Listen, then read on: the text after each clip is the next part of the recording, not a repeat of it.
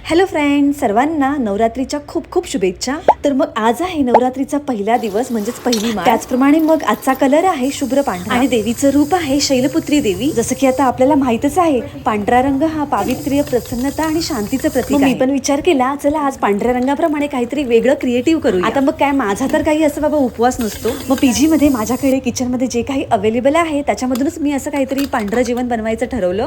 दही होतं माझ्याकडे, तर मग मी काय केलं, पांढऱ्या रंगाची दहीची कढी बनवली. त्यानंतर मग कढी बरोबर खायला मी पांढरी शुभ्र अशी टम्म फुगलेली ज्वारीची मस्तपैकी भाकरी बनवली. मिरचीवर बनवलेली मस्तपैकी अशी दहीची कढी आणि भात. हे तर माझं ऑल टाइम फेवरेट आहे. म्हणजे खरंच कढी आणि भात खायला ना मी कधीच बोर होत नाही, मला खूप आवडतो. खरं तर पांढऱ्या रंगाच्या निमित्ताने आज खूप दिवसांनी मी कढी आणि भात बनवला होता. खरं तर ना पांढरा, लाल, पिवळा किंवा हिरवा असे काहीतरी जेव्हा कलर येतील ना, तेव्हा काही ना काही जुगाड करून आपण काही ना काहीतरी बनवू शकतो. पण मला सर्वात मोठा प्रश्न पडलाय की जेव्हा निळा रंग असेल तेव्हा आपण नक्की काय बनवणार. तुमच्याकडे काही अशा युनिक आयडियाज असतील तर मला कमेंट करून नक्की सांगा, मी नक्की बनवायला ट्राय करेन. सर्व जेवण आता माझं बनवून रेडी झालं होतं. त्यानंतर मग अजून ऍडिशनल मला असा पांढरा शुभ्र लिज्जतचा पापड दिसला आणि मग तो पापड मी जस्ट फक्त एक असा म्हणजे भाजून घेतला गॅसवर. पीजी मध्ये मग एका मैत्रिणीकडे काकडी होती, मग तिने मला काकडी देखील दिली. मग काय आजचा पांढरा शुभ्र असं जेवण बनवण्याचा बेत आमचा सक्सेसफुल ठरला. चलो बाय.